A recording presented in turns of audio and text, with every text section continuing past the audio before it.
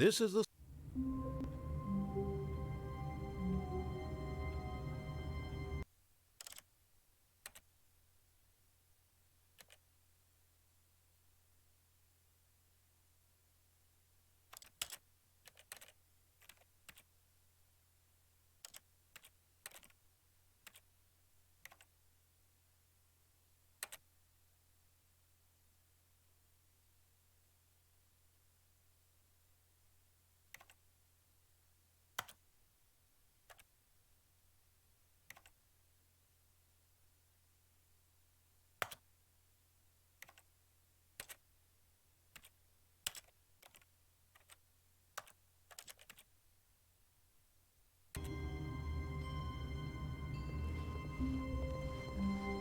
All of his co-workers were gone.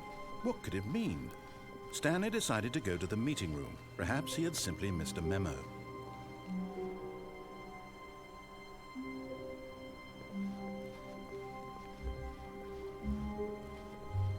When Stanley came to a set of 2 open doors, he entered the door on his left.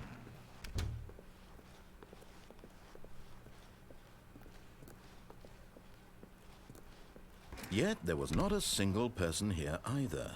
Feeling a wave of disbelief, Stanley decided to go up to his boss's office.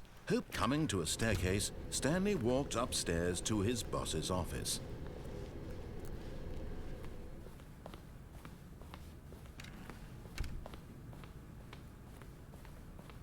Stepping into his manager's office, Stanley was once again stunned to discover not an indication of any human life. Shocked, unraveled, Stanley wondered in disbelief who orchestrated this. What dark secret was being held from him? What he could not have known was that the keypad behind the boss's desk guarded the terrible truth that his boss had been keeping from him. And so the boss had assigned it an extra secret PIN number, 2845. But of course, yet incredibly, by simply pushing random buttons on the keypad, Stanley happened to input the correct code by sheer luck. Amazing. He stepped into the newly opened passageway.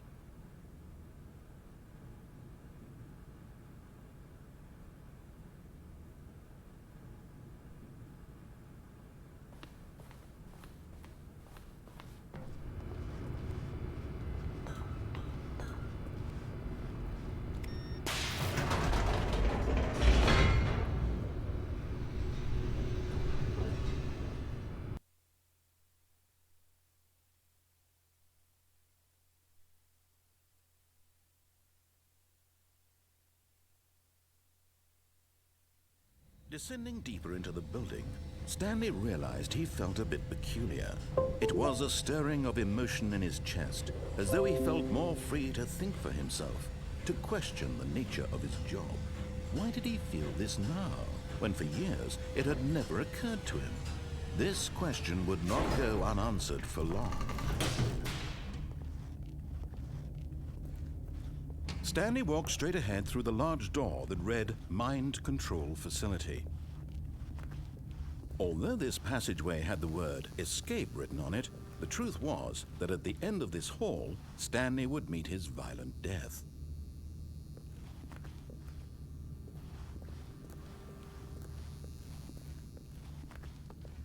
But of course, Stanley thought better of it and realized he simply had too much to live for.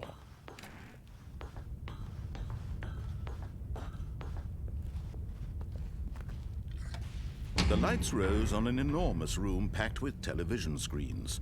What horrible secret did this place hold? Stanley thought to himself. Did he have the strength to find out?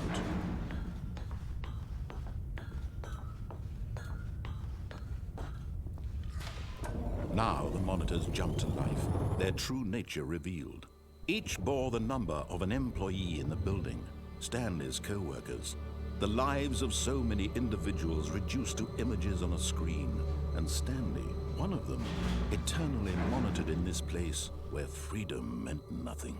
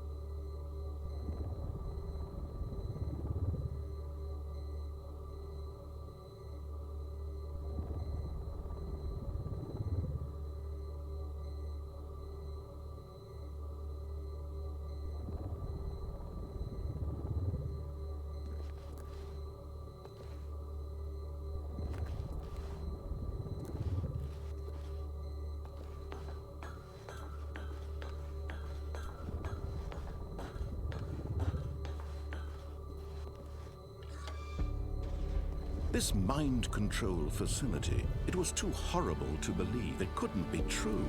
Had Stanley really been under someone's control all this time? Was this the only reason he was happy with his boring job? That his emotions had been manipulated to accept it blindly?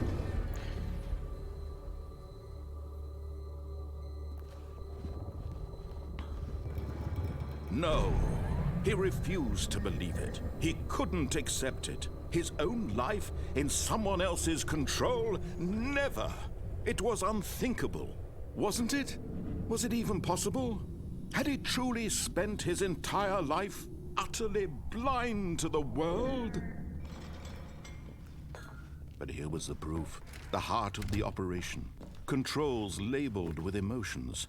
Happy, or sad, or content. Walking, eating, working. All of it monitored and commanded from this very place. And as the cold reality of his past began to sink in, Stanley decided that this machinery would never again exert its terrible power over another human life. For he...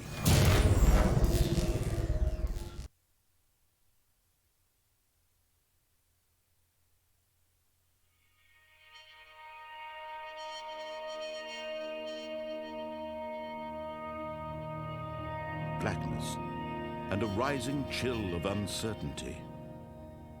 Was it over?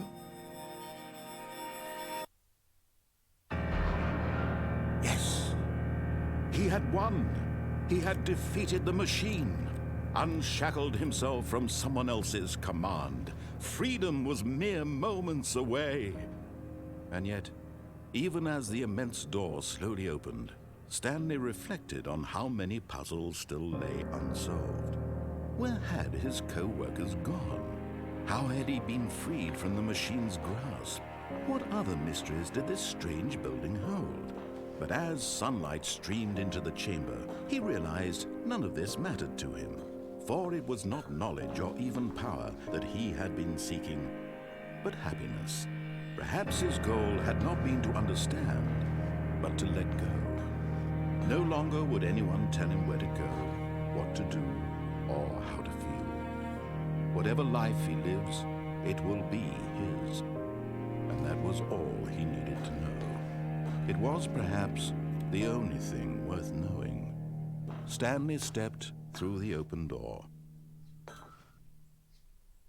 Stanley felt the cool breeze upon his skin, the feeling of liberation, the immense possibility of the new path before him. This was exactly the way, right now, that things were meant to happen. And Stanley was happy.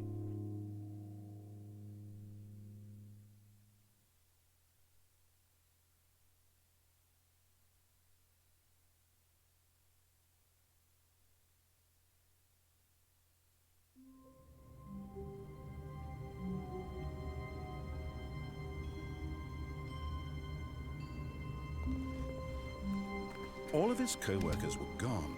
What could it mean? Stanley decided to go to the meeting room. Perhaps he had simply missed a memo.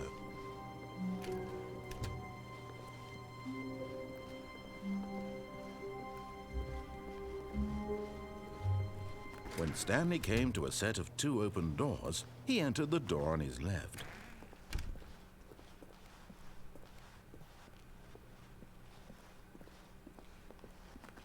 Yet there was not a single person here either. Feeling a wave of disbelief, Stanley decided to go up to his boss's office, hoping he might find an answer there. Coming to a staircase, Stanley walked upstairs to his boss's office.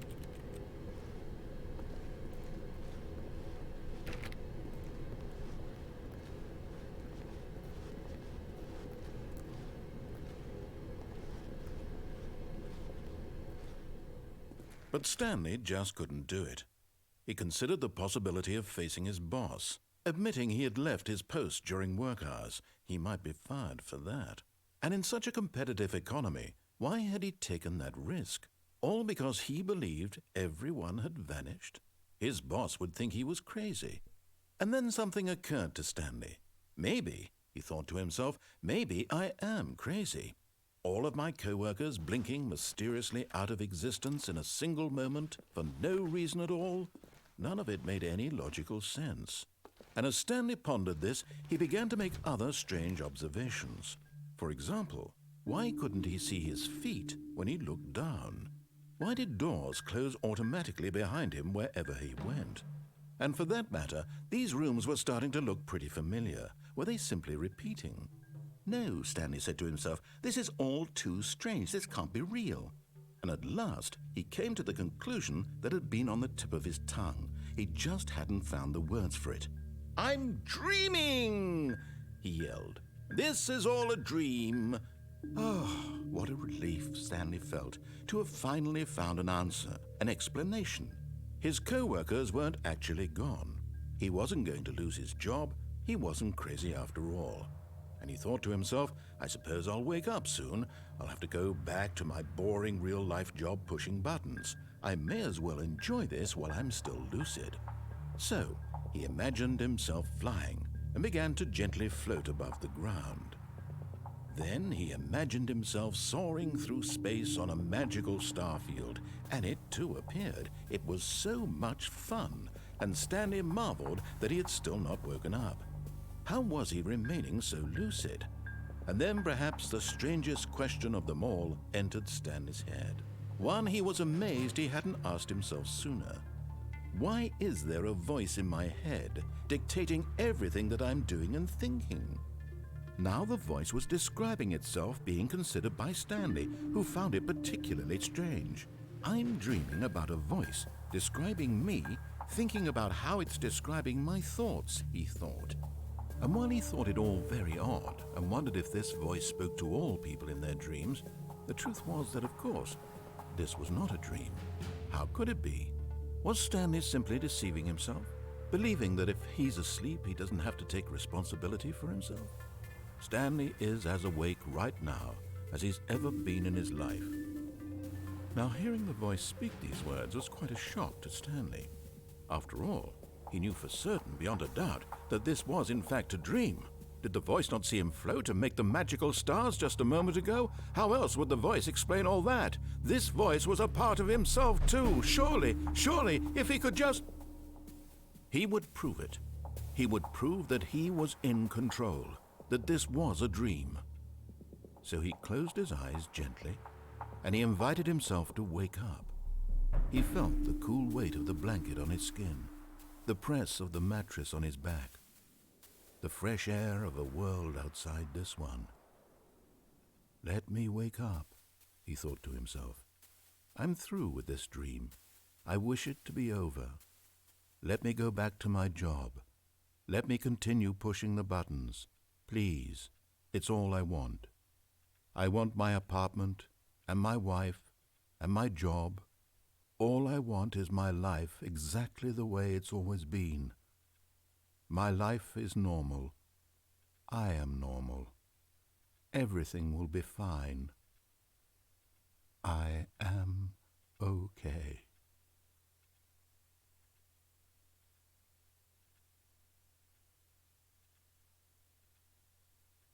Stanley began screaming. Please, someone, wake me up. My name is Stanley. I have a boss. I have an office. I am real. Please, just someone tell me I am real. I must be real. I must be. Can anyone hear my voice? Who am I? Who am I? And everything went black.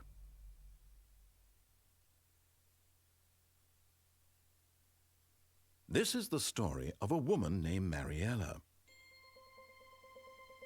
Mariella woke up on a day like any other. She arose, got dressed, gathered her belongings, and walked to her place of work. But on this particular day, her walk was interrupted by the body of a man who had stumbled through town talking and screaming to himself, and then collapsed dead on the sidewalk. And although she would soon turn to go call for an ambulance, for just a few brief moments, she considered the strange man. He was obviously crazy. This much she knew. Everyone knows what crazy people look like. And in that moment, she thought to herself how lucky she was to be normal. I am sane. I am in control of my mind. I know what is real and what isn't. It was comforting to think this, And in a certain way, seeing this man made her feel better. But then she remembered the meeting she had scheduled for that day. The very important people whose impressions of her would affect her career, and by extension, the rest of her life. She had no time for this, so it was only a moment that she stood there, staring down at the body. And then she turned and ran.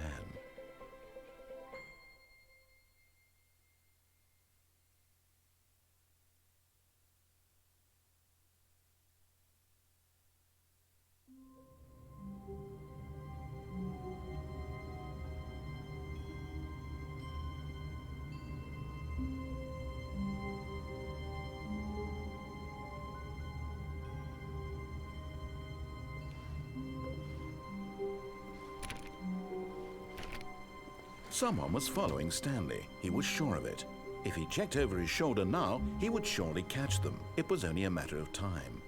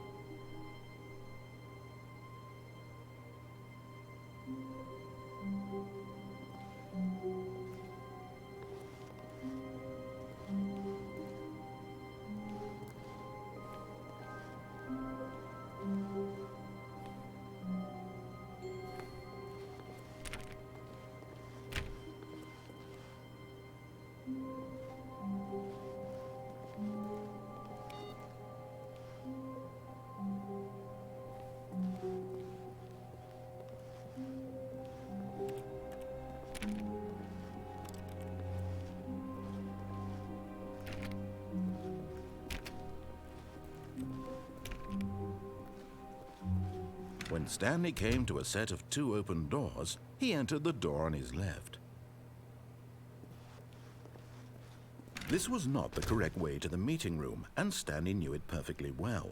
Perhaps he wanted to stop by the employee lounge first, just to admire it.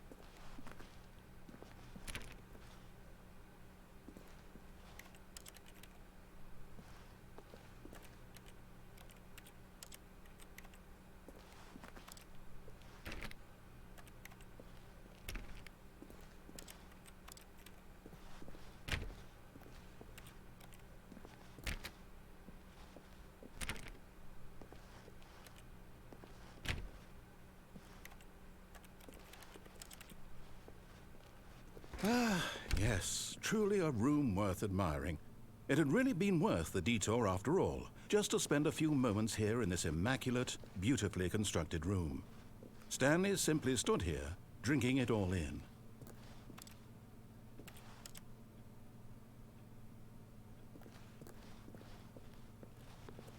Yes, but eager to get back to business, Stanley took the first open door on his left.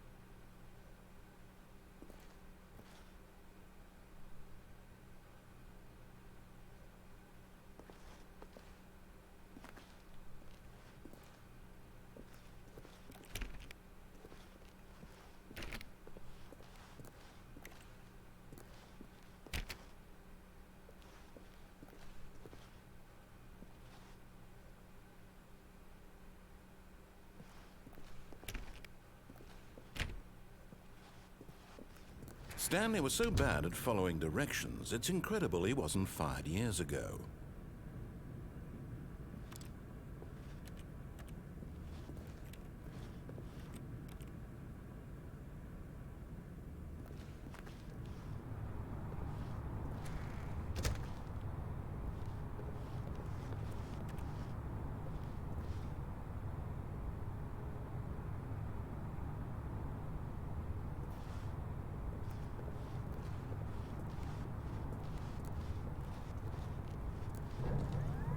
Look, Stanley, I think perhaps we've gotten off on the wrong foot here. I'm not your enemy, really, I'm not.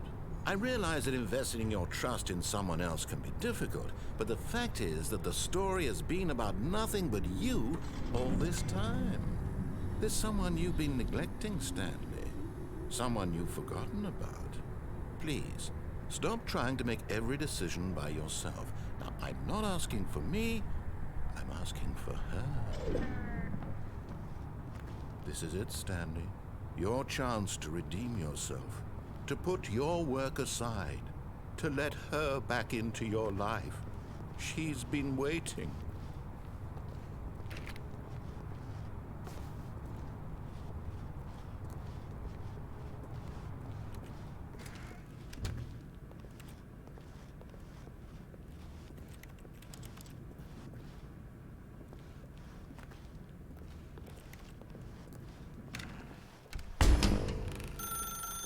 That's her, Stanley.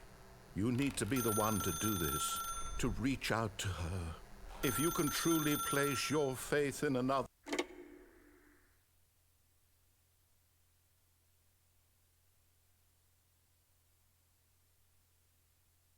Oh, Stanley, is that you?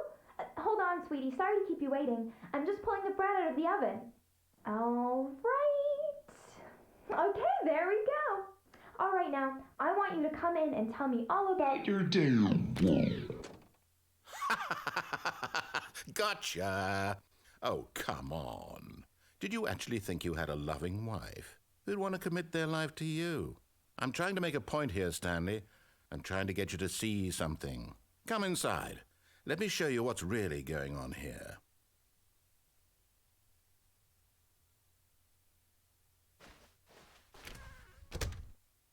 This is a very sad story about the death of a man named Stanley.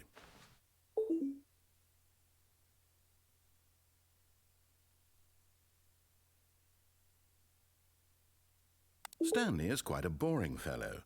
He has a job that demands nothing of him, and every button that he pushes is a reminder of the inconsequential nature of his existence.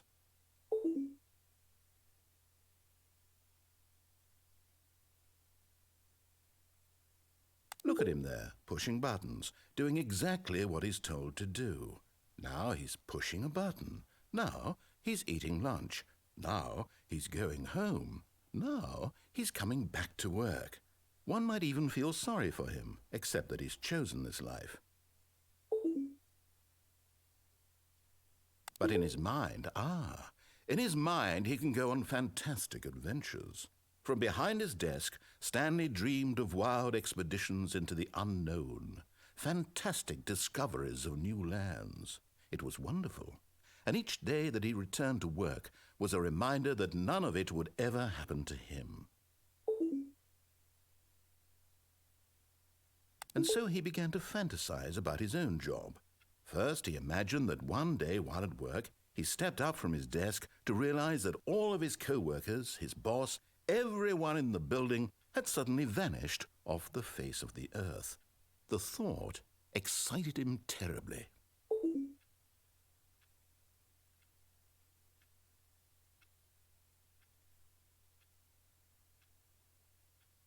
So he went further. He imagined that he came to 2 open doors and that he could go through either.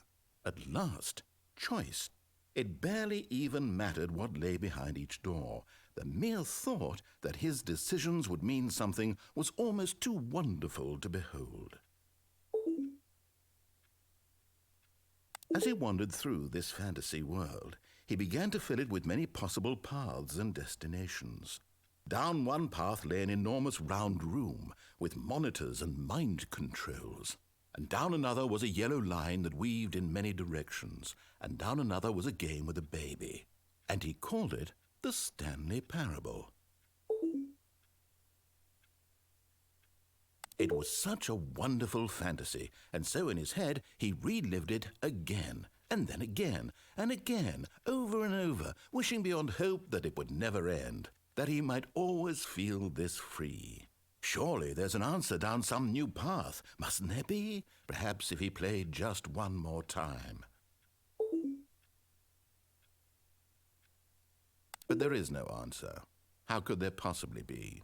In reality, all he's doing is pushing the same buttons he always has. Nothing has changed. The longer he spends here, the more invested he gets, the more he forgets which life is the real one.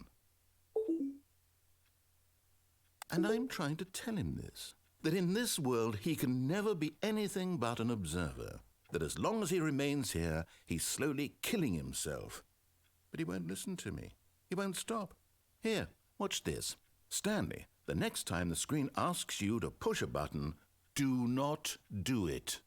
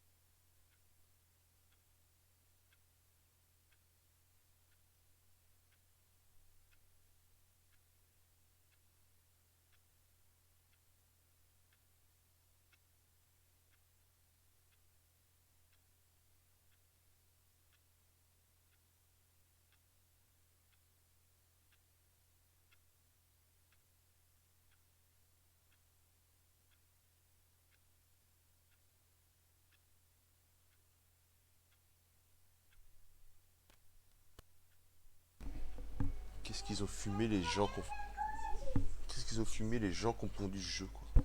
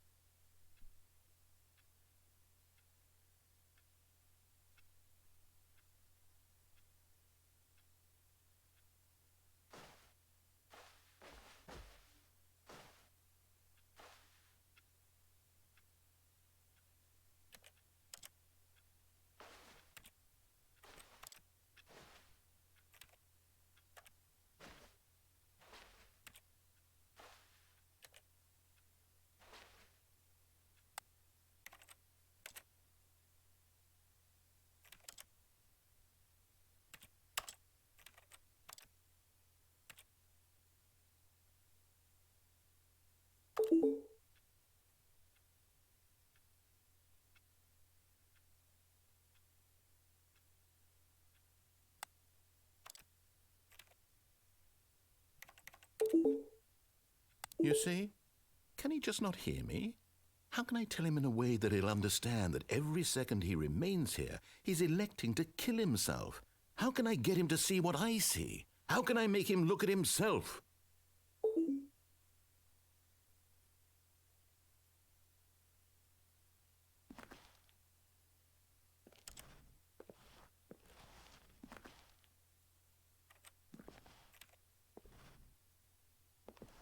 I suppose I can't, not in the way I want him to. But I don't make the rules. I simply play to my intended purpose, the same as Stanley. We're not so different, I suppose. I'll try once more to convey all this to him. I'm compelled to. I must. Perhaps, well, maybe this time he'll see. Maybe this time. And I tried again, and Stanley pushed a button. And I tried again, and Stanley pushed a button. And I tried